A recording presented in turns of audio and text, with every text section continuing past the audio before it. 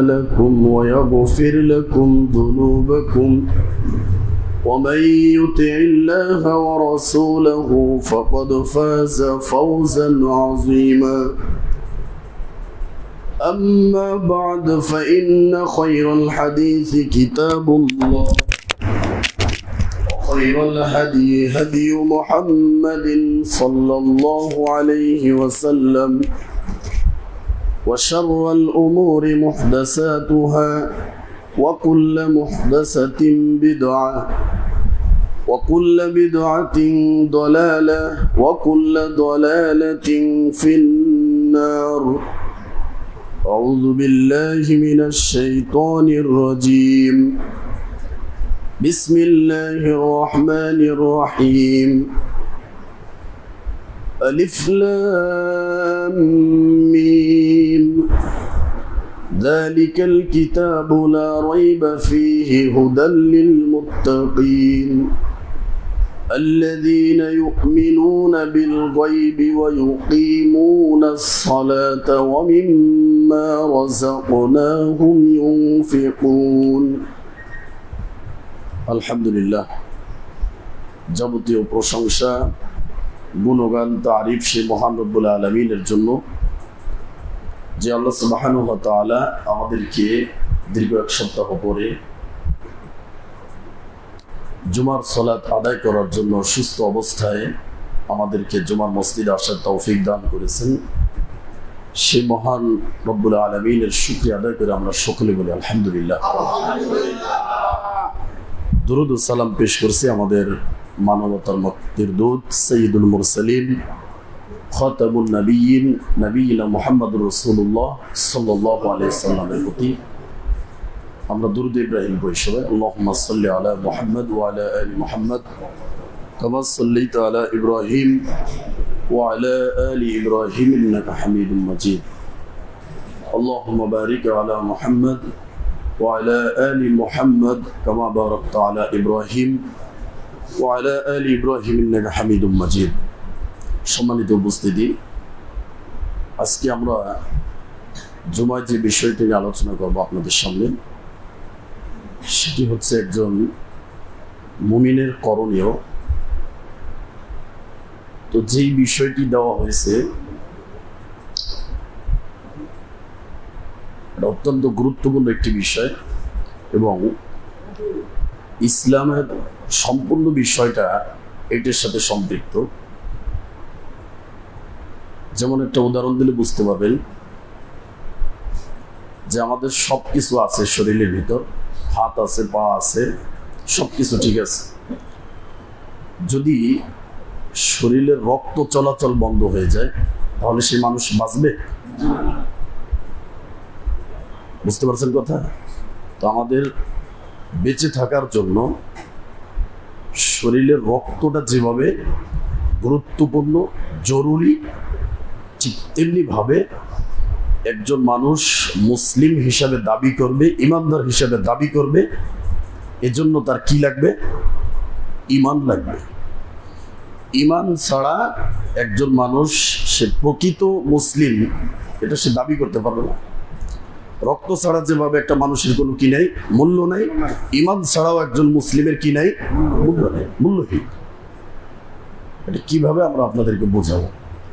তো সালাত, সিয়াম, যাকাত, দান, সদকা, আরো যা কিছু রয়েছে ইসলামের যে বিধিবিধানগুলো, এগুলো হচ্ছে এক একটা বডি।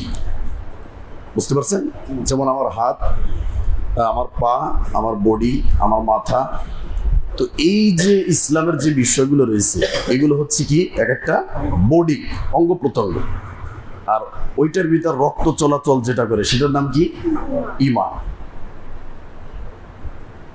তো সেই ঈমান সম্পর্কে আমরা আজকে কোরআন এবং হাদিস থেকে ইনশাআল্লাহ, কোরআন এবং হাদিস থেকে আমরা আপনাদেরকে যতটুকু সম্ভব এই সংক্ষিপ্ত সময়ে আলোচনা করার চেষ্টা করবো ইনশাআল্লাহ। সবাইকে বিনীত অনুরোধ করবো, আপনারা দূর দূরান্ত থেকে আসছেন, আপনাদেরকে অনেক ধন্যবাদ। তো মনোযোগ দিয়ে আমরা ইনশাআল্লাহ খুতবাটি শুনবো। যদি মনোযোগ হারিয়ে যায় তাহলে বুঝতে পারবেন না বিষয়। সম্মানিত উপস্থিতি, তো ঈমান কাকে বলে এটা আমরা জানবো, কেন আমরা ঈমান নিয়ে আসবো, ইমান নিয়ে না আনলে কি ক্ষতি, এসব বিস্তারিত আমরা আলোচনা করবো ইনশাআল্লাহ। সম্মানিত উপস্থিতি, তো ইমান এটা আল্লাহ রাব্বুল আলামিনের বিশেষ একটা রিজিক, এটাকে আপনি মানেন? হ্যাঁ, আমাদের দুনিয়াবি রিজিকটা হচ্ছে কি? খাবার। হ্যাঁ, খাবার না খেলে একটা মানুষ যেমনি ভাবে কি হয়ে যায়, অসুস্থ হয়ে যায়, দুর্বল হয়ে যায়, কাবু হয়ে যায়, ঠিক তেমনি ভাবে এই ঈমান নামক রিজিকটা যদি আপনাকে না দিত, তাহলে একটা মানুষ হায় হতাশ, পেরেশানি, টেনশনে, মানে ওর শেষ হয়ে যেত যদি ঈমান না থাকে। তো ঈমান আল্লাহ রাব্বুল আলামিনের বিশেষ একটা কি রিজিক, এটা অনেক বড় একটা রিজিক, এটা আল্লাহ সবাইকে দেয় না, আর দিলেও আবার কি চলে যায়। যেমন চোর যখন চুরি করে তখন তার ঈমান থাকে, জেনাখোর যখন জেনা করে তখন তার ঈমান থাকে থাকে না। ঈমান কোথায় উঠে যায়? মাথার উপরে চলে যায়, আবার আসে। সম্মানিত উপস্থিতি, তো ঈমান তিনটা জিনিসের নাম আজকে আমরা জানবো। এক নম্বর, সবাই মুখস্থ করবেন, এটা জীবনে ভুলবেন না। একটা হচ্ছে মুখের স্বীকৃতি, ইকরার বিল লিসান, মুখ দিয়ে স্বীকৃতি দিতে হলো। অর্থাৎ ইসলামের যত বিধিবিধান আছে সব কিছুকে, আল্লাহকে, নবী, রসুল যারা আসছে, আসমানি কিতাব, সব কিছুকে মৌখিকভাবে কি দিতে হইব? স্বীকৃতি দিতে হইব। এক। দ্বিতীয় নম্বর হচ্ছে তাসদিক বিল জানান, আপনার অন্তর দিয়ে, না, অন্তর দিয়ে কি করতে হইব? বলেন, সবাই বলেন। বিশ্বাস। বিশ্বাস তো মক্কার কাফেররাও করছে। দৃঢ় বিশ্বাস করতে হইব। কি বিশ্বাস বলেন? যেমন আপনি যদি বলেন যে কালিমার অর্থ কি লা ইলাহা ইল্লাল্লাহ, আল্লাহ ছাড়া কোনো মাবুদ নেই, হবে? কি বলতে হইব? আল্লাহ ছাড়া সত্যিকার অর্থে কোনো মাবুদ নাই। এটা যেভাবে, এটাও বলতে হইব যে ঈমান মানে দৃঢ় বিশ্বাস করতে হইব অন্তর দিয়ে। দুই। তিন নম্বর যেটা, সেটা হচ্ছে কি আমালুম বিল জাওয়ারিহ, আমলের মাধ্যমে। আমি জানি যে রোজা ফরজ, নামাজ ফরজ, যাকাত দেওয়া ফরজ, হজ করতে হইব সামর্থ্য হলে এটা ফরজ, আমি জানলাম, মুখে স্বীকার করলাম, বিশ্বাসও করলাম, কিন্তু জীবনে নামাজ পড়লাম না, জীবনে আমার হজ ফরজ হলে হজ করলাম না, যাকাত ফরজ হলে যাকাত দিলাম না, দান করার সামর্থ্য আছে দান করলাম না, তাহলে আমি ঈমানদার থাকবো? থাকবো। তো এই তিনটে জিনিসের সমন্বয়ে যদি কেউ এই ঈমানকে একবার অস্বীকার করে, তাহলে সে কি কাফের। আর যদি মুখে স্বীকার করে, হ্যাঁ, কিন্তু অন্তরে কি নাই? বিশ্বাস নেই, তার নাম কি? মুনাফিক। মাশাআল্লাহ, আপনারা অনেক অ্যাডভান্স আছেন, আলহামদুলিল্লাহ, আমার জন্য সহজ হবে। আরেকটা যে মুখেও স্বীকার করছে, অন্তর দিয়েও বিশ্বাস করে, কিন্তু কাজে বাস্তবায়ন নেই, এটার নাম কি? ফাসিক। মাশাআল্লাহ, জাযাকাল্লাহ। ফাসিক, এর নাম কি? ফাসিক। তাহলে এই তিনটা যদি যার ভিতর থাকবে সেই ঈমানদার, তা না হইলে একটা যার ভিতর থাকবে সে এক দলে চলে যাবে, আবার দুইটা যার ভিতর থাকবে সেও এক দলে চলে যাবে, মানে এরকম দল ভাগ হয়ে যাবে। দেখেন পৃথিবীতে মানুষ, আমি মানুষ নিয়ে যখন গবেষণা করবেন আপনি আশ্চর্য হয়ে যাবেন, এই বিষয়ে অনেক গভীর আলোচনা রয়েছে, আমি ওটা যাব না। তো মানুষ এমন একটা জিনিস, মানুষকে আল্লাহ রাব্বুল আলামিন যেভাবে সম্মানিত করেছে, আবার মানুষের এমন কিছু টাইটেল বা নাম আল্লাহ দিয়েছে যেটা অন্য কোনো সৃষ্টির ক্ষেত্রে আমরা লাগাইতে পারবেন। যেমন আমি বললাম যে একজন কি ঈমানকে অস্বীকার করছে, তাকে আমরা কি বলবো? কাফের। কিন্তু আল্লাহর একটা সৃষ্টি, গরু, বাছুর, ছাগল, হাঁস, মুরগি বা কুত্তা, এগুলোকে আপনি বলতে পারবেন যে কুত্তাটা কাফের? কুত্তা তো নামাজ পড়ে না, হাঁস মুরগি নামাজ পড়ে না, কিন্তু ওরা তো আল্লাহর একটা সৃষ্টি। বলতে পারবেন আপনি যে গরুটা কাফের হয়ে গেছে, গরুটা নামাজ পড়ে না, মুশরিক হয়ে গেছে? বলতে পারবেন? কাকে বলতে পারবেন? মানুষকে। এখন বলেন, আল্লাহ রাব্বুল আলামিন যে বললো যে মানুষকে আমি উত্তম করে সৃষ্টি করেছি, আবার মানুষ কি বলতেছেন? কি কাফের। এমন কিছু কোরআন আল্লাহ রাব্বুল আলামিন শব্দ নিয়ে আসছে, কাফের, ফাসিক, জালেম, মুনাফিক, যা কিছু বলেন, এগুলো সব কার লকব? মানুষের লকব। ফেরাউন একটা লকব, তাই না? ফেরাউন কি একজন মানুষ ছিল না? আল্লাহ কি ফেরাউনের হেদায়েত চায় নাই? চেয়েছে। তাহলে নবী মুসাকে কেন পাঠাইল? সম্মানিত উপস্থিতি, তো মানুষকে আল্লাহ রাব্বুল আলামিন যেভাবে সম্মানিত করেছে, আবার মানুষের এমন কিছু টাইটেল দিয়েছে যা কোনো প্রাণীর ক্ষেত্রেও কিনা প্রযোজ্য নয়। এই বিষয়ে আরেকটা আলোচনা আছে, আমরা ইনশাল্লাহ করবো এই আলোচনাগুলো, আপনারা তখন বুঝতে পারবেন। তো আজকে আমাদের যে বিষয়টি বলছিলাম, দেখেন আল্লাহ রাব্বুল আলামিন বলছে যে ইয়া আইয়ুহাল্লাযীনা আমানু আমিনু বিল্লাহি ওয়া রাসূলিহি। ভালোভাবে খেয়াল করবেন যে আল্লাহ বলছেন ইয়া আইয়ুহাল্লাযীনা আমানু, কাদেরকে বলছে? ঈমানদারদেরকে বলছে যে হে ঈমানদারেরা, বলছে আমিনু, তোমরা ঈমান আনো। কথাটা কেমন হয়ে গেল না? আপনি বললেন যে আপনার নাম কি আলামিন, হ্যাঁ, বা আপনার নাম আলামিন, ঠিক আছে, তারপর আবার যদি জিজ্ঞেস করেন যে আমার নাম কি, বলো তো, কেমন হয়ে গেল না? আল্লাহ ঈমানদারদেরকে বললো যে হে ঈমানদারেরা আমিনু, তোমরা ঈমান আনো। বুঝতে পারেন এই কথা? এখন একটা উদাহরণ দিতে বুঝতে পারবেন, এখন বুঝতে পারেন যে ঈমানদারদেরকে কেন আল্লাহ এই কথা বললো। আল্লাহ বলছেন ইয়া আইয়ুহাল্লাযীনা আমানু ও আনফুসাকুম, ভালোভাবে খেয়াল করে শুনে এই উদাহরণগুলো। বলছে হে ঈমানদারেরা, তোমরা নিজেরা বাঁচো এবং তোমাদের পরিবারদেরকে বাঁচাও।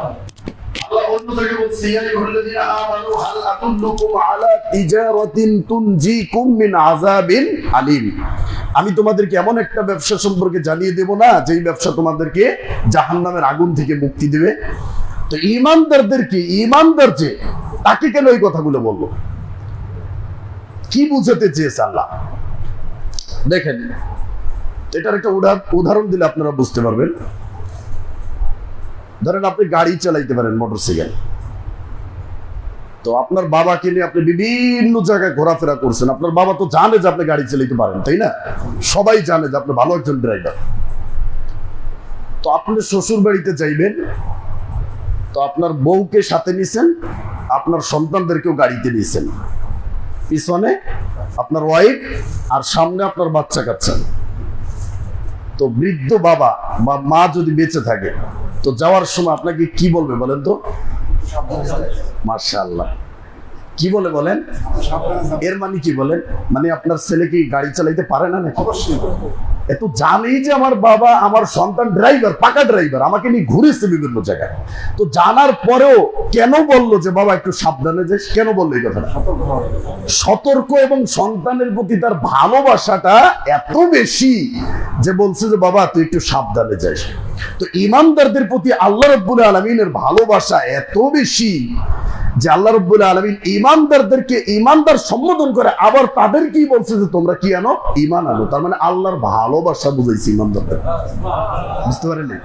যেমন কোরআনের একটা আয়াত পড়ছেন আপনারা যে আল্লাযীনা আমানু আশাদ্দু হুব্বান লিল্লাহ, যারা ঈমানদার তারা আল্লাহকে বেশি ভালোবাসে। এবার আল্লাহ যে ঈমানদারদেরকে ভালোবাসে, এটা পেয়েছেন দলিল? শুধু এইটা জানেন দলিল যে যারা ঈমানদার তারা আল্লাহকে সবচেয়ে বেশি ভালোবাসে পৃথিবীতে। কিন্তু আল্লাহ যে ঈমানদারদেরকে কতটুকু ভালোবাসে এর দলিল আছে না নাই? অনেক আয়াত আছে এরকম। এই আয়াতটা রব্বুল আলামিন বলছেন ইয়া আইয়ুহাল্লাযীনা আমানু আমিনু বিল্লাহি ওয়া রাসূলিহি ওয়াল কিতাবিল্লাযী নাযালা আলা রাসূলিহি ওয়াল কিতাবিল্লাযী আনজালা মিন ক্বাবল। আল্লাহ রাব্বুল আলামিন বলছেন ঈমানদাররা তোমরা ঈমান আনো আল্লাহ রাব্বুল আলামিনের প্রতি, এরপরে তার যত কিতাব রয়েছে কিতাবের প্রতি, রাসূলদের প্রতি, তারপরে ফেরেশতাদের প্রতি। আমরা জানি যে ঈমানের রকম কয়টা? 6টা। আল্লাহর প্রতি, ফেরেশতাদের প্রতি, সমস্ত কিতাবের প্রতি, নবীদের প্রতি, ভালো মন্দ তাকদীরের প্রতি, পরকালের প্রতি, এই 6টা বিষয় ঈমান। তো আমি আপনাদের অনুরোধ করব যে আমরা যেহেতু ঈমানের বিষয়টা আমরা নিয়েছি ধারাবাহিকভাবে, এই ঈমানের একটা বিষয়কে নিয়ে আজকে শেষ করতে পারবো না। শুধু আল্লাহ রাব্বুল আলামিনের প্রতি ঈমান আনার বিষয়টি নিয়ে আজকে কথা বলার চেষ্টা করব ইনশাআল্লাহ। বাকিগুলো বলার সুযোগ হবে না।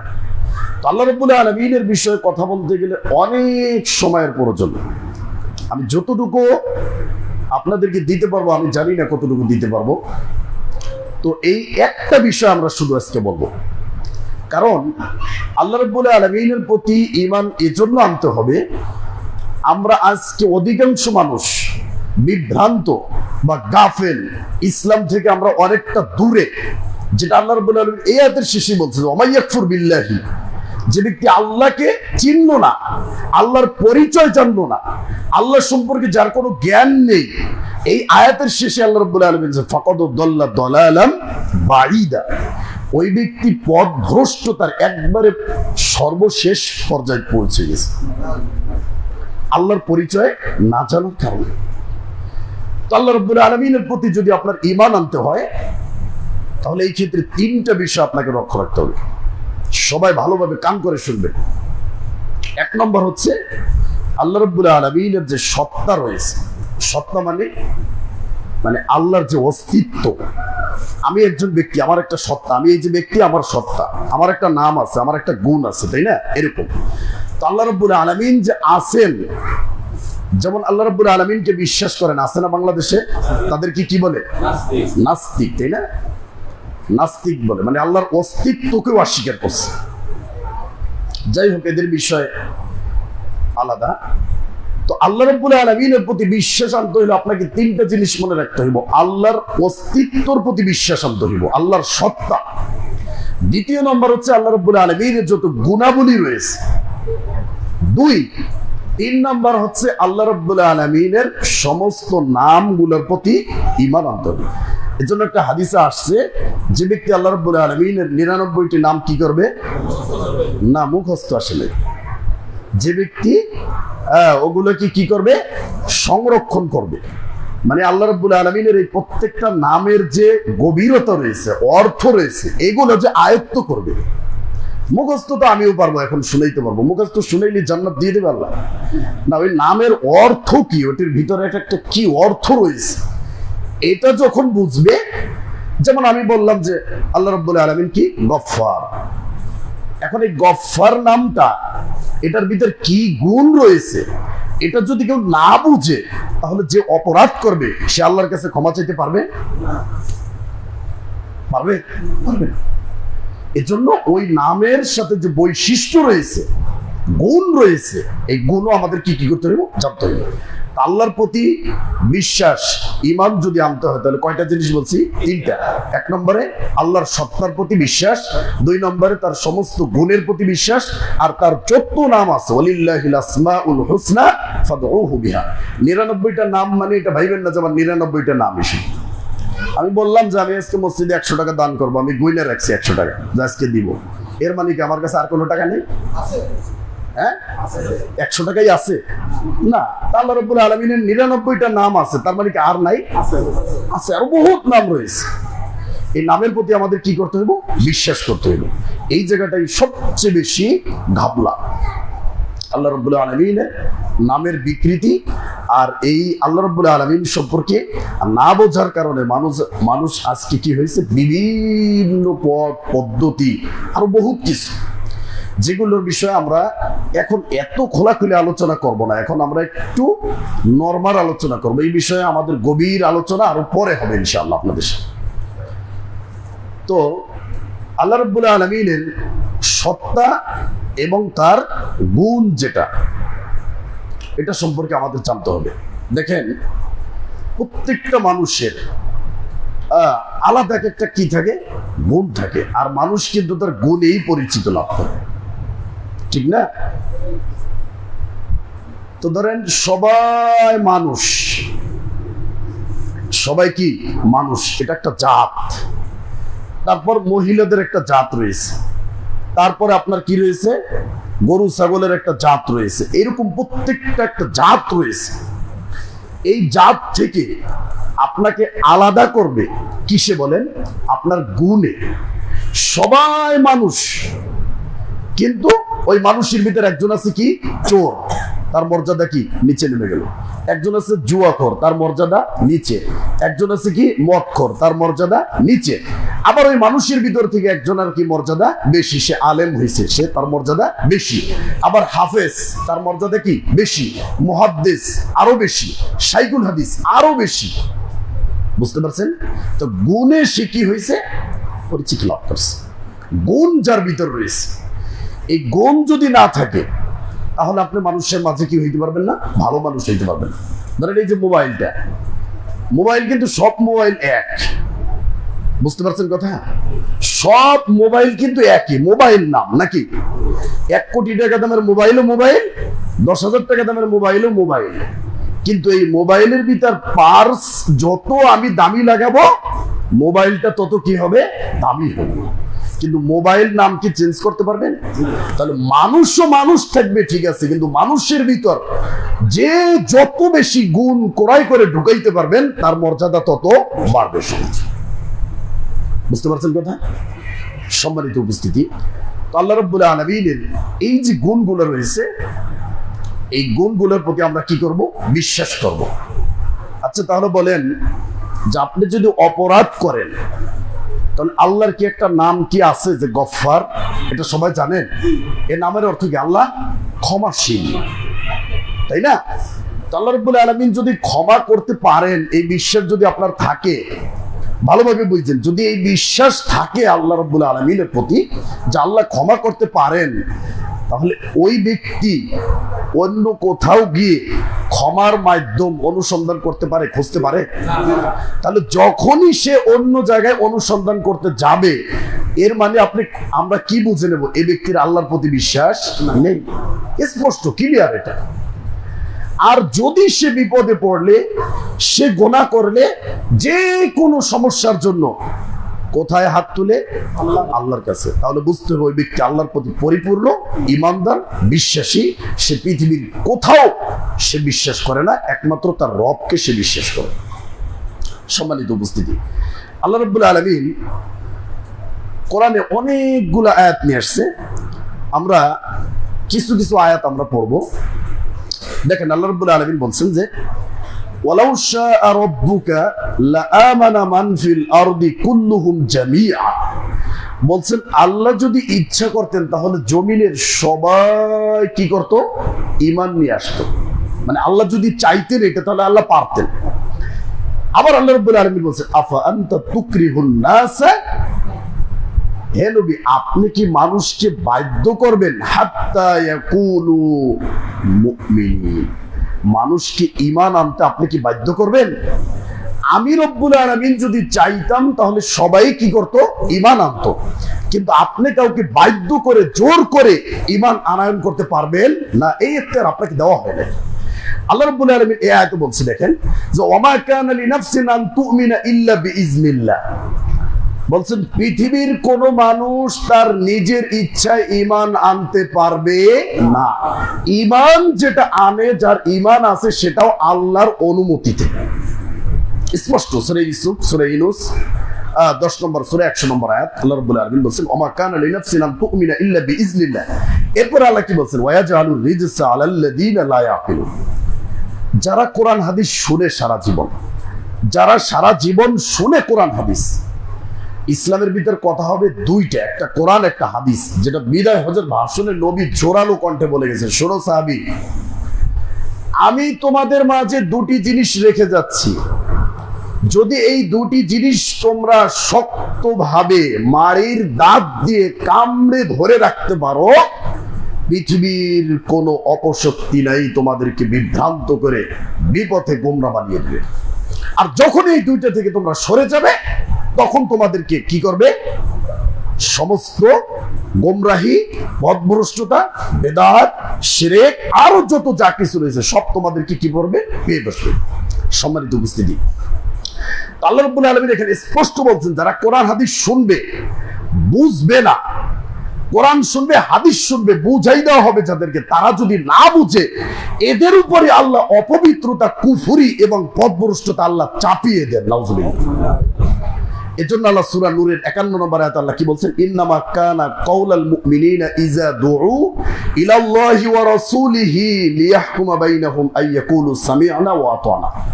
ঈমানদারদের এক নম্বর বৈশিষ্ট্য, যেটা আল্লাহ রাব্বুল আলামিন বলছেন, যখনই তোমাদেরকে কোরআন এবং হাদিসের দিকে ডাকা হবে, যখনই তোমাদেরকে কোন সমাধানের জন্য কোরআন এবং হাদিস থেকে সমাধান দেওয়া হবে, তখন যারা ঈমানদার, যারা ঈমানদার বলে দাবি করে, তাদের একটাই স্লোগান হবে কি?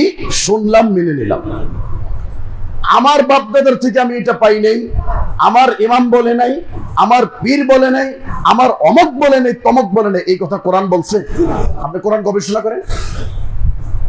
ঈমানদার বলে যদি কেউ দাবি করে, ঈমান নামক রিজিকটা যদি আল্লাহ আপনাকে দিয়ে থাকে, তাহলে আপনার কথা হবে কি, সামিআনা ওয়া আতা'না।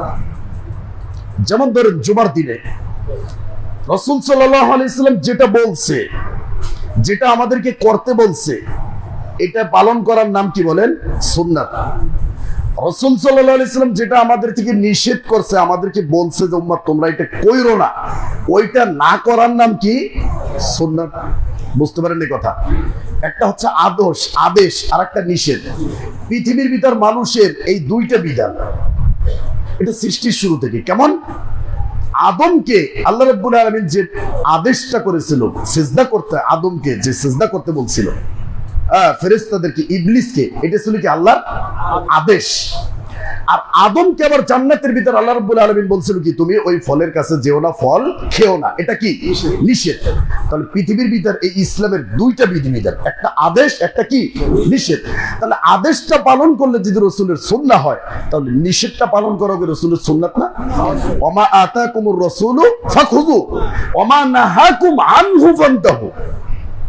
বলছে আমি তোমাদেরকে যা দিয়েছি সেটা গ্রহণ করো, আর যা থেকে নিষেধ করেছি সেটাকে কি করো, বিরত থাকো। আচ্ছা এখন বলেন, যে রাসূল যেভাবে বলছে, যেভাবে করেছে, যেভাবে সাহাবীদেরকে দেখাইছে, সেভাবে করার নাম সুন্নাহ, নাকি আমি আমার মন মতো যেভাবে করব সেটার নাম সুন্নাহ? তাহলে রাসূল যেভাবে করছে সেভাবে করা যদি আমার রাসূলের প্রতি ভালোবাসা না হয়, তাহলে আপনি যেভাবে করেন, মন মতো করেন, সেইভাবে করার নাম কি রাসূলের প্রতি ভালোবাসা হবে? একটা হাদিস শুনেন। যেমন আপনারা রাগ করেন না, যারা আমাদের এলাকাবাসী আসছেন, আপনারা বলেন যে আমরা এই মসজিদে জুমার সালাত পড়তে দেই না, এটা আমাদের জন্য একটা অভিযোগ। এটা তো আপনাকে আমি জিজ্ঞেস করি, সত্যি কথা বলবেন, 50-60 বছর আপনার বয়স, এই বিষয়ে আজ পর্যন্ত আপনি নিজে আগের থেকে শুনছেন বা আপনার কোনো হুজুর বলছে, এছাড়া আপনি নিজে এই বিষয়ে কোনো স্টাডি বা গবেষণা বা পড়াশোনা করছেন? আপনি সত্যি কথা বলেন, করেন নাই এখন। এর জন্য আমি আপনাকে বলবো, এই উত্তরটা আমি দিব না, আপনাকে আমি অনুরোধ করব, যারাই সহিহ আকীদা গ্রহণ করছে, যারাই কোরআন এবং হাদিসের পথে ফিরে আসছে, তাদের ব্যাকগ্রাউন্ড আপনি খুঁজে দেখেন, তারা নিজেরা পড়াশোনা করে তারপরে এই সহিহ হাদিস গ্রহণ করছে। কথা বুঝতে পারেন? একজন ব্যক্তিকে আপনি পাবেন না যে তাকে আমরা জোর কইরা, মাইরা, ধইরা আমরা এই সহিহ হাদিস গ্রহণ করেছি। আচ্ছা আপনি যদি সারা জীবন আমিন না বলেন, বুকে হাত না বাঁধেন, আমার কিছু হবে? আমাকে কি আল্লাহ এখানে দায়িত্ব দিয়ে পাঠাইছে যে আপনাদেরকে আমিন বলাইতে হবে, বুকে হাত বাঁধাইতে হবে? না। সুন্নাহর বিষয়টা এমন বিষয়, সুন্নাহ পালন করলে সওয়াব হবে, নেকি হবে। পালন না করলে আপনার কোনো কি হবে না, গোনাহ হবে না, কিন্তু অস্বীকার করলে সে কি হয়ে যাবে, কাফের হয়ে যাবে। বুঝতে পারছেন কথা? তো রাসূল সাল্লাল্লাহু আলাইহি সাল্লাম দেখেন, একটা হাদিস বুখারী মুসলিমের হাদিস, জুমার দিনে এইভাবে রাসূল খুতবা দিচ্ছেন, তো একজন সাহাবী এসে বসে গেছে, তো বলছে যে তুমি দাঁড়াও, কুম ফারকা রাকাতাইনি, দাঁড়াও, দাঁড়াই 2 রাকাত নামাজ পড়ে তারপরে বস। এখন আপনি বলবেন যে না, আমাকে সময় দিতে হবে নামাজের আগে। ভাই আমি তো এইটা দিতে পারছি না, কারণ আমার সামনে যখন স্পষ্ট রাসূলের হাদিস চলে আসছে যে জুমার দিনে রাসূলের মতো ইমাম খতিব যদি খুতবা দেওয়া অবস্থায় তার সামনে যদি নামাজ চলে, সালাত চলে, তাহলে আমি কোথাকার কে যে আমার সামনে আপনি দাঁড়িয়ে যদি 2 রাকাত নামাজ পড়েন, তাহলে বেয়াদবি হবে? আমি কি রাসূলের থেকে বড়? নাউজুবিল্লাহ। তাহলে জুমার দিনে, যেই জুমার দিনে ফরজ নামাজকে কাটা করে 4 রাকাতের জায়গায় কয় রাকাত করছে? কেন করলো? এটা জীবনে প্রশ্ন আসছে আপনার? আপনি শুধু সমালোচনা করলেন, কিন্তু যেই দিন প্রতিদিন আমরা কি করি, 4 রাকাত করে ফরজ পড়ি, জুমার দিনে আরো আজকে বেশি মানুষ আসছেন, তাই না? আজকে আরো কয় রাকাত পড়া দরকার? আরো বেশি, 6 রাকাত। যারা এখানে অনেক আছে 5 ওয়াক্ত নামাজ পড়েন, আজকে আমরা 6 রাকাত পড়বো, কিন্তু সেখানে 4 রাকাতের জায়গায় আমাদের নবী কমিয়ে কয় রাকাত করছে? কেন? এই যে দাঁড়িয়ে বক্তব্যগুলো দিচ্ছি এই জন্য। আচ্ছা তাহলে যেই বিধানটা আল্লাহ ফরজ করছে সেখান থেকে যদি 2 রাকাত মাইনাস হয়, তাহলে রাসূলেরটা কি এই ক্ষেত্রে একটু, বুঝতে পারছেন কথা? কিন্তু তারপরে রাসূল বলছে যে তোমরা জুমার দিনে যখনই মসজিদে ঢুকবে তখনই 2 রাকাত নামাজ পড়বে, ওইটাই তোমার নামাজের আগের কি সুন্নাত। আচ্ছা এই হাদিস পাওয়ার পরে এখন আপনি যখন পাইলেন, শুনলেন, এরপরে আপনি অন্য কোন পথ অনুসন্ধান করতে পারেন না। তখন ওই যে বলছিলাম যে ইমানদারদের কথা কি, যখন কোরআন সুন্নাহর দিকে ডাকা হবে সে বলবে শুনলাম, মেনে নিলাম। এখন এটা নিয়ে কোনো সমালোচনা করার দরকার বলেন না? আপনি যদি বলেন যে আমি হাদিস দেখতে চাই, পড়তে চাই, পড়েন। আপনি পড়ে গবেষণা করে তারপর এই বিষয়ে একটা ফয়সালা দেন যে এখন ইসলামটা একেবারে সহজ। ইসলাম আপনাকে পড়তে হবে, জানতে হবে। পৃথিবীর ভিতর সর্বপ্রথম যে বাক্য সেটা কি? ইকরা, পড়ো। আল্লাহ কোরআনে এটাও বলছেন যে ফাআলাম আন্নাহু লা ইলাহা ইল্লাল্লাহ। আগে পড়ো, তারপরে তুমি স্বীকৃতি দাও যে পৃথিবীতে সত্যিকার অর্থে আল্লাহ ছাড়া কোনো কি নাই, ইলাহ। আগে জানো। আমি আপনাকে বলবো যে প্রত্যেকটা বিষয় আমরা যে বিষয়গুলো করি, কি করি, আপনি সমালোচনা নয় ভাই, আপনি আমার ভাই, দিনী ভাই, প্রিয় ভাই, আপনি ওই বিষয়ে একটু স্টাডি করেন, গবেষণা করেন। আল্লাহকে আল্লাহর কসম করে বলছি, আল্লাহ আপনাকে হেদায়েত দেবেন ইনশাআল্লাহ। আপনি যত বেশি গবেষণা করবেন, যত বেশি এই বিষয়ে পড়াশোনা করবেন, আল্লাহ আপনার ভাগ্যে হেদায়েত লিখে রাখছে, আমি ইনশাআল্লাহ বলে গেলাম। আপনি পড়াশোনা করেন, কিন্তু আপনি যদি গোড়ামি করেন যে না এরা কি করতেছে, কি করে না করে, এটা আপনার কি হবে? মূর্খতার পরিচয় হবে। এটা কেউ করবেন না। আপনারা এখানে নামাজ পড়তে আসেন, আপনারা আমাদের দ্বীনী ভাই।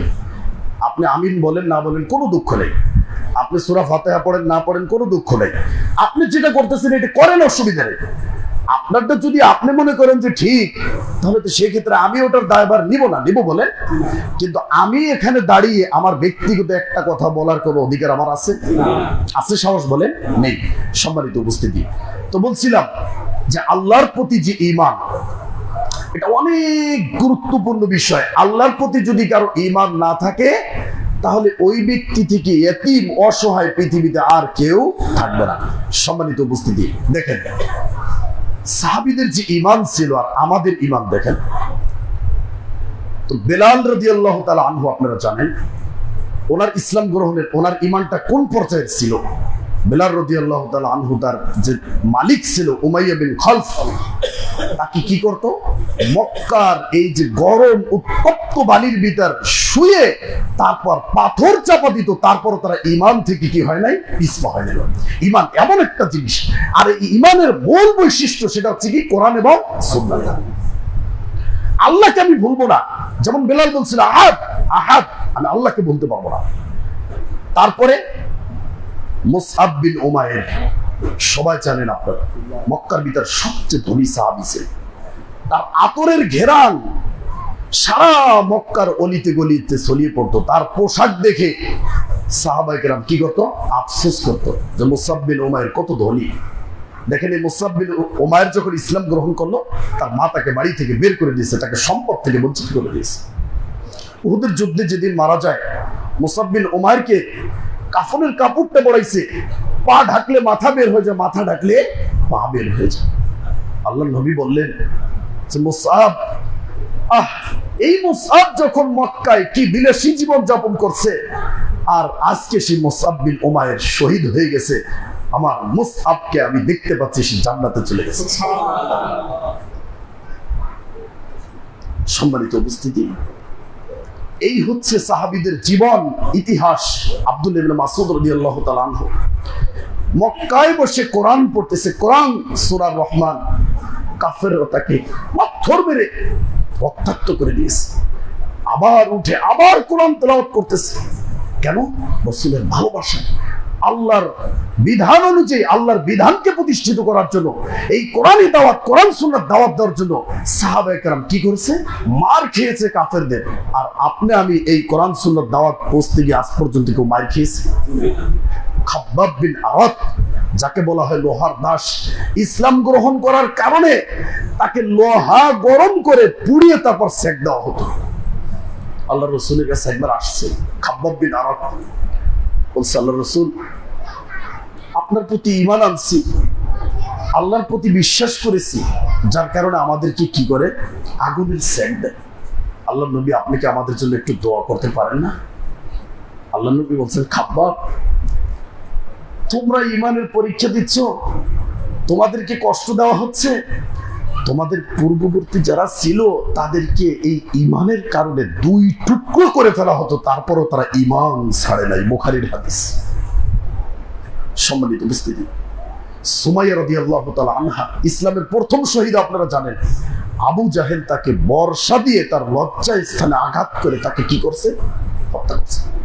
তার স্বামী ইয়াসারকে হত্যা করছে, তার ছেলে আম্মারকে হত্যা করছে। আল্লাহর নবী হাদিস বলছেন, সবরান আলা ইয়াসির ইন্না মাউইদাকুমুল জান্নাহ, হে ইয়াসিরের পরিবার, তোমরা ধৈর্য ধারণ করো, তোমাদের প্রতিশ্রুত স্থান হচ্ছে জান্নাত। সুবহানাল্লাহ।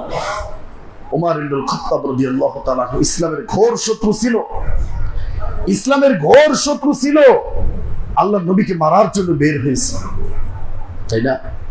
শুনছে তার বোন কি করছে, ইসলাম গ্রহণ করছে, তার ভগ্নিপতি ইসলাম গ্রহণ করছে, মারার জন্য গেছে।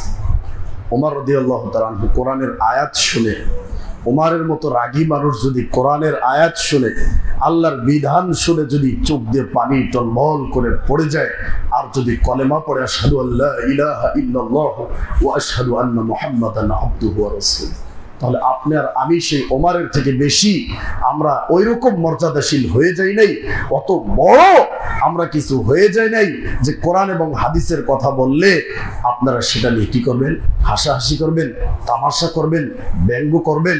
এটা আমাদের সামনে চায় না। সম্মানিত উপস্থিতি, ইসলামটা অনেক কষ্টে, অনেক ত্যাগ, অনেক রক্ত, অনেক সংগ্রাম, অনেক সাধনার পরে তারপরে আমাদের মাঝে আজকে আসছে, কিন্তু আমরা সেই ইসলামকে কতটুকু মূল্যায়ন করছি আপনি একটু চিন্তা করে দেখেন। যদি এই অবস্থা আমাদের হতো, আমাদেরকে যদি এরকম শাস্তি দেওয়া হতো, তাহলে আমরা ঈমান ধরে রাখতে পারতাম? পারতাম। রাসূলের সাহাবীরা এই ঈমানের জন্য, কোরআনের জন্য, সুন্নাহর জন্য কত কিছু করেছে, কত কিছু করেছে। মুতার যুদ্ধে যায়েদকে কি বানাইলো, সেনাপতি বানাইলো, বলে যায়েদ তুমি যখন মারা যাবে, তারপরে জাফর বিন আবু তালেব, জাফর বিন আবু তালেব তুমি যখন মারা যাবে, তখন কে? আব্দুল্লাহ বিন রাওয়াহা। এইভাবে এক এক করে নাম বললেন। তো জায়েদের নাম যখন বলছে যে তুমি যখন পতাকা তোমার থেকে চলে যাবে বা তুমি যখন মারা যাবে, এই সময় তো সবাই বুঝে গেছে যে না, আমরা ওই যুদ্ধে কি মারা যাব। তো জায়েদকে ওই যুদ্ধে নিহত করা হইল। তার পতাকা জাফর বিন আবু তালেব দেখেন হাত কেটে ফেলছে, ডান হাত কেটে ফেলছে, পতাকা বাম হাত দিয়ে ধরছে, বাম হাত কেটে ফেলছে, তারপরে আবার আপনার মুখ দিয়ে চেপে ধরছে, এমন ভাবে হত্যা করা হয়েছে। আল্লাহ নবী বলছেন, জাফরকে আমি দেখতে পাচ্ছি যে জাফরকে এই যে দুনিয়াতে তার হাত কাটছে, আল্লাহ রাব্বুল আলামিন তাকে জান্নাতে দুটি পাখা দিয়েছে, যেই পাখা দিয়ে সে জান্নাতের ভিতরে উড়ে বেড়াচ্ছে জাফর। সম্মানিত উপস্থিতি, তো আমাদের ঈমানটা কি আমরা সাহাবীদের ঈমানের মতো আমরা করতে পারবো না? ইনশাআল্লাহ। সম্মানিত উপস্থিতি, দেখেন তো এই যে ঈমান, আল্লাহ রাব্বুল আলামিন যদি ঈমানকে আমরা, যদি আমাদের ঈমানটা দুর্বল হয়ে গেছে, এটা আমরা বুঝতে পারবো কিভাবে? আমাদের ঈমান যদি দুর্বল হয়ে যায় আমরা বুঝতে পারবো কিভাবে? যে আমাদের কোরআন পড়তে মন চায় না, আমাদের সলাতের প্রতি কি নাই, মনোযোগ নাই, আল্লাহকে আমরা ডাকতে পারি না। আমি দোয়ার ভিতর দোয়া করলে আমার চোখ দিয়ে কি আসে না, পানি আসে না।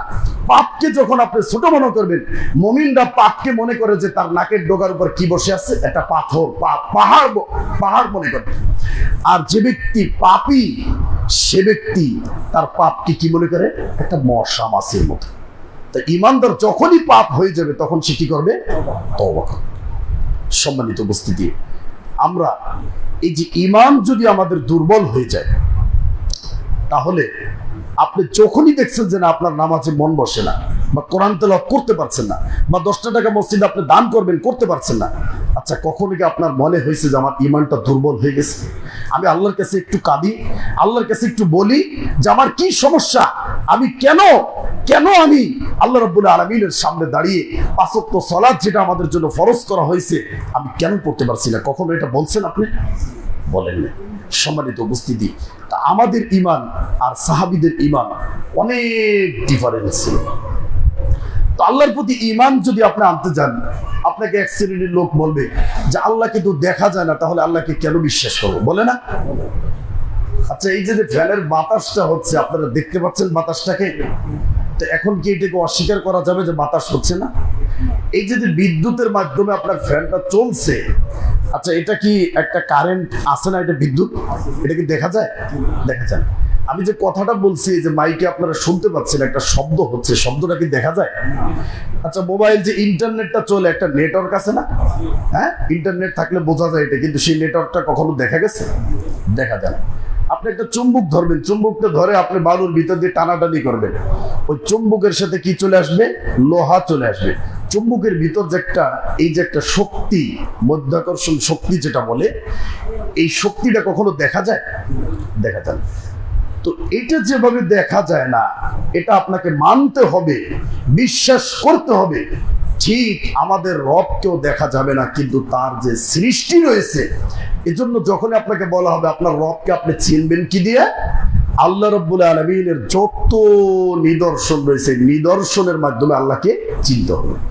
এবং আল্লাহ রাব্বুল আলামিনের যত সৃষ্টি রয়েছে, এই সৃষ্টির মাধ্যমে আপনি কি করবেন? আল্লাহকে চিনতে পারবেন যে আল্লাহ কত বড়, কত মহান রব্বুল আলামিন।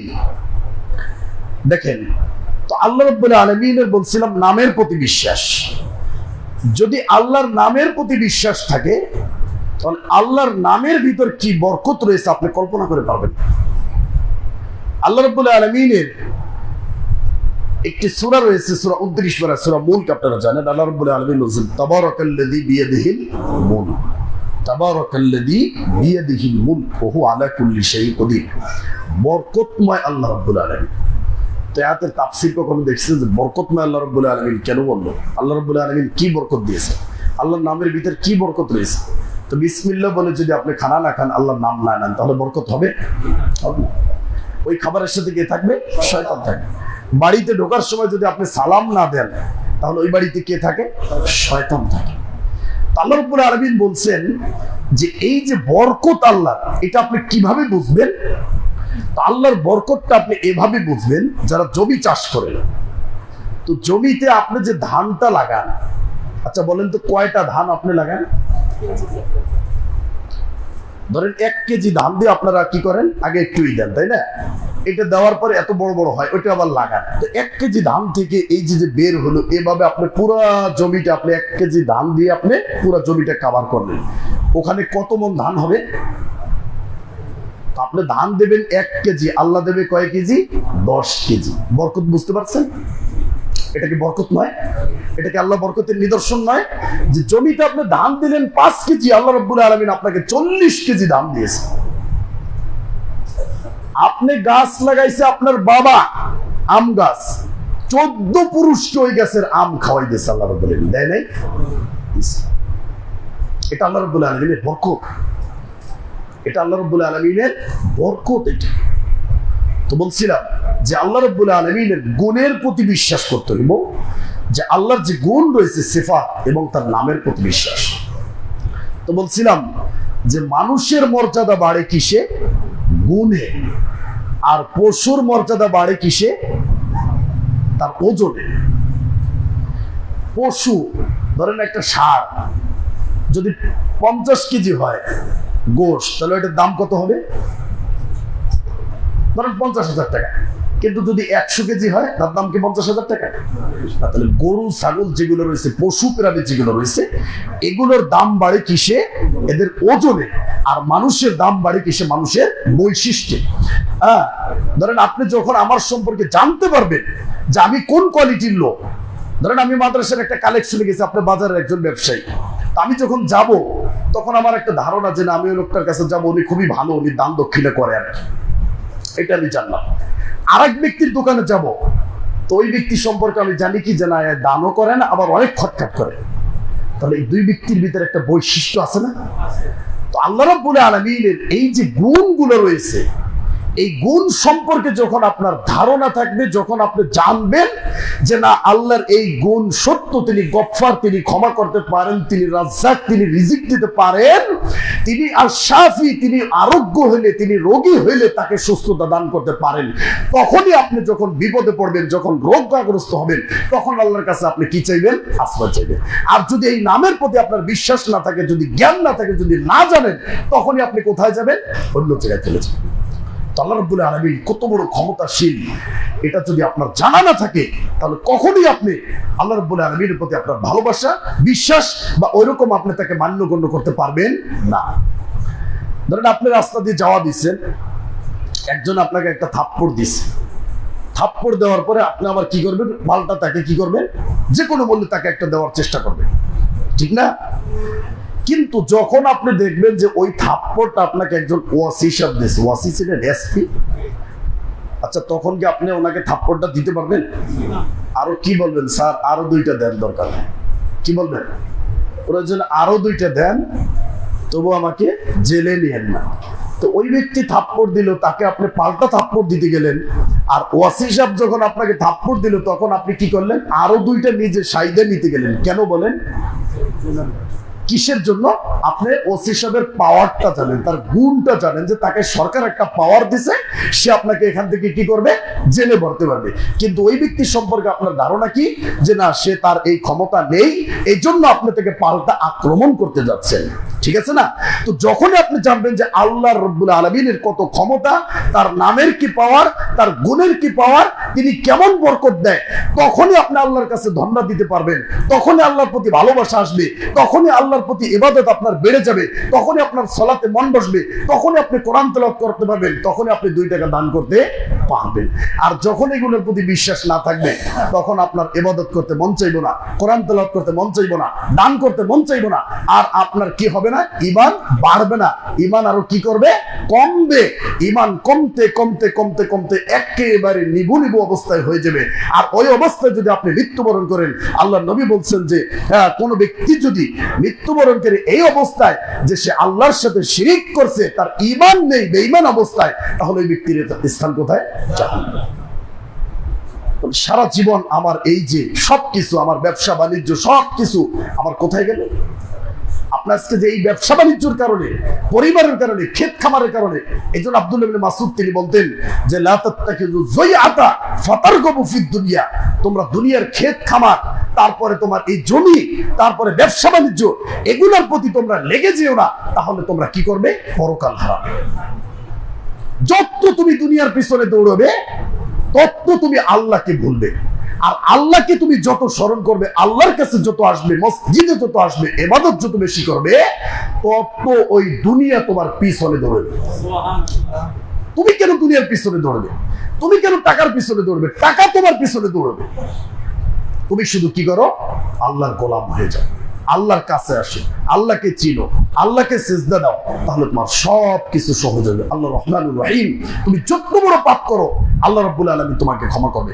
সম্মানিত উপস্থিতি, আল্লাহ রাব্বুল আলামিন কোরআনকে এত সুন্দর করে বানিয়েছেন, কিন্তু আল্লাহ এত মহান, এত মহান, এত ক্ষমতাশীল, তারপরেও আল্লাহ রাব্বুল আলামিন এই কোরআনে 114টা সূরা রাখছে। কয়টা সূরা? কেউ বলতে পারবেন যে সূরা তো আল্লাহ আছে কোরআনের ভিতর? আছে। তো আল্লাহর নামে কেন একটা সূরা রাখলো না? গরুর নামে সূরা রাখছে, বাছুরের নামে সূরা রাখছে, মানুষের মহিলার নামে সূরা রাখছে, বনি ইসরাঈলের নামে সূরা আছে, নবীদের নামে সূরা আছে, কত কিছুর নামে সূরা রয়েছে, কিন্তু আল্লাহ নিজের নামে একটা কেন সূরা রাখে নাই? তার গুণে একটা সূরা আছে, সূরাতুর রহমান। সূরাটার নাম কি? যখনই আপনি চুরি করবেন, যখনই আপনি জেনা করবেন, ব্যভিচার করবেন, আল্লাহ রাব্বুল আলামিনের এই নাম, এই গুণ যদি আপনার জানা থাকে, এই বৈশিষ্ট্য যদি জানা থাকে, যে না আমি যত অপরাধ করি, আল্লাহ যেহেতু রহমান, দুনিয়াতে আমাকে ক্ষমা করবে, তাহলে আপনার ওই রবের কাছে যে ক্ষমা চাইবে। সম্মানিত উপস্থিতি, আল্লাহ রাব্বুল আলামিন আমাদেরকে আল্লাহর এই নামের উপর ঈমান নিয়ে এসে আমরা যেন 3টা বিষয়ের উপর ঈমান আনতে পারি। আল্লাহ রাব্বুল আলামিনের অস্তিত্বকে, যেভাবে বললাম যে নাস্তিকরা যদি এই উদাহরণগুলো আপনাকে দেয়, যেমন আমাদের মনের ভিতর যে দুঃখ কষ্ট বা অনেকের ব্রেন আছে, এটা কি বোঝা যায়, দেখা যায়? আমার মনের ভিতর দুঃখ কষ্ট আছে, এটাকে আপনি দেখতে পাবেন? তো অনেক জিনিস আছে দেখা যায় না, কিন্তু সেটাকে বিশ্বাস করতে হবে। তো আমার ভিতরে রাগ উঠে, কখনো কখনো আমি নরম হই, কখনো আমি একটা ফুল থেকে ঘ্রাণ নেই, ঘ্রাণটা কি দেখা যায়? বলো, তরকারি নষ্ট হয়ে গেলে আমরা নাকে দিলে বুঝতে পারি যে নষ্ট হয়ে গেছে, আসলে এটা কি দেখা যায়? তো আল্লাহ রাব্বুল আলামিন কি দেখা যায়, এই জন্য বিশ্বাস করবেন না? তার সমস্ত সৃষ্টি এবং তার নিদর্শন, চন্দ্র সূর্য, এগুলো দেখে আমরা কি করব? বিশ্বাস করব।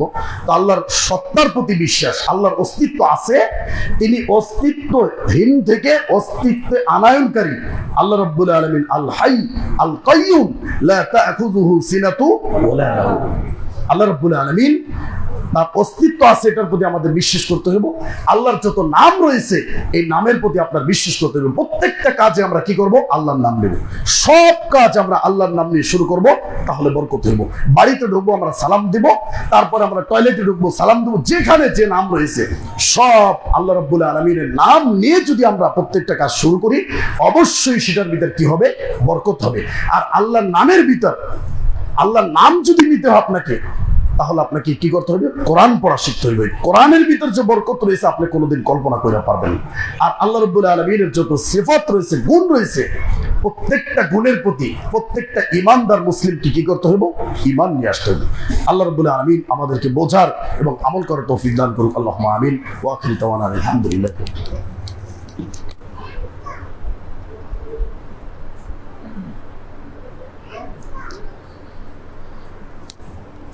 আলহামদুলিল্লাহি রাব্বিল আলামিন ওয়াল আকিবাতু লিল মুত্তাকিন ওয়াসসালাতু ওয়াসসালামু আলা রাসূলিহিল কারীম আম্মা বাদ ফাউযু বিল্লাহি মিনাশ শাইতানির রাজীম বিসমিল্লাহির রহমানির রহিম।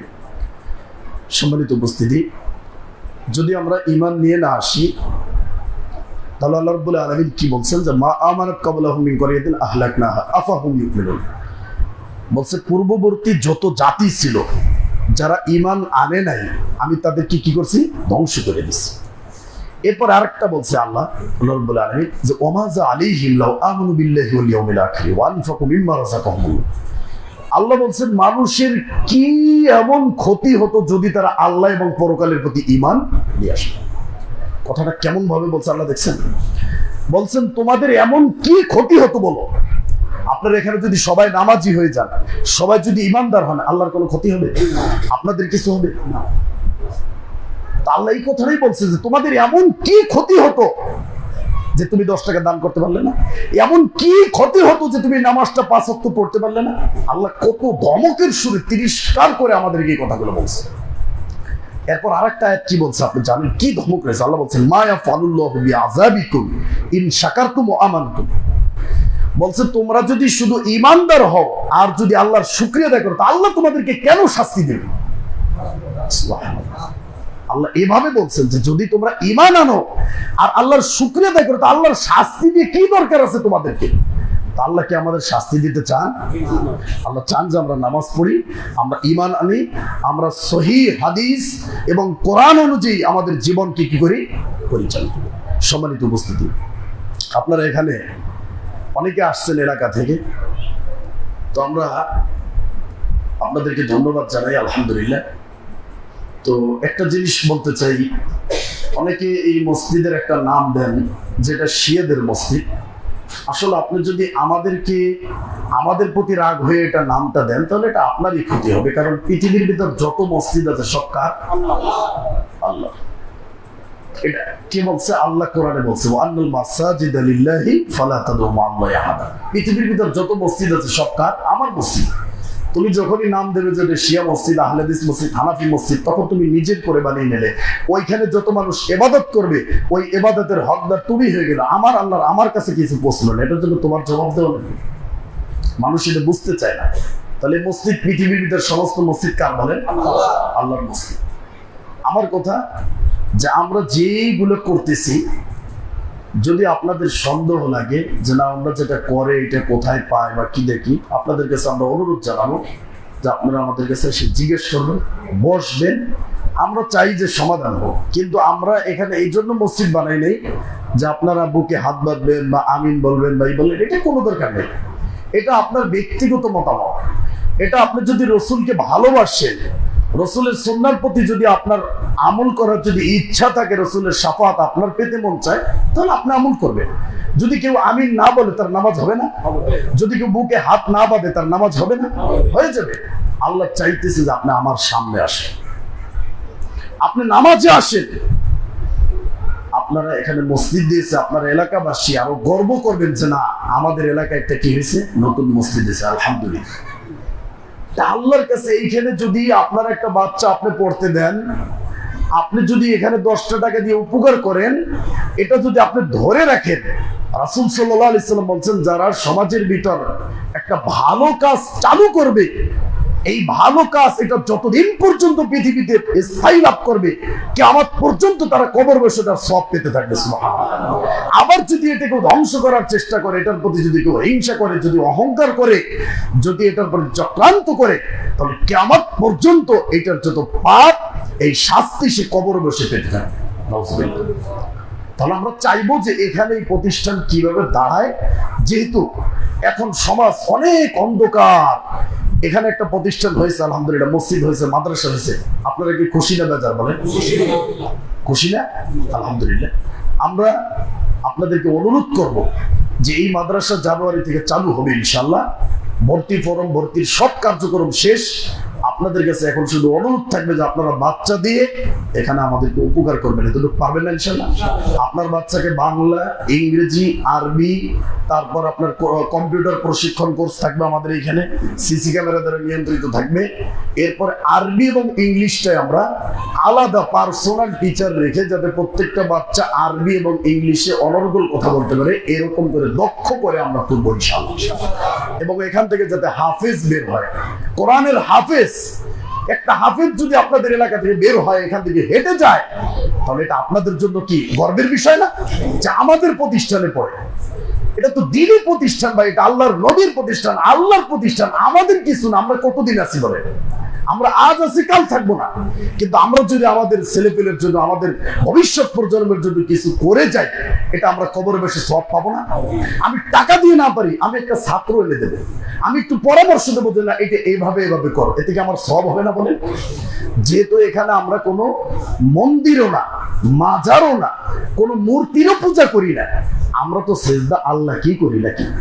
নামাজের ভিতর কোরআনটা তো আল্লাহর কোরআনটাই পড়ি নাকি? আমাদের কোনো ব্যক্তিগত কোরআন আছে? আছে না।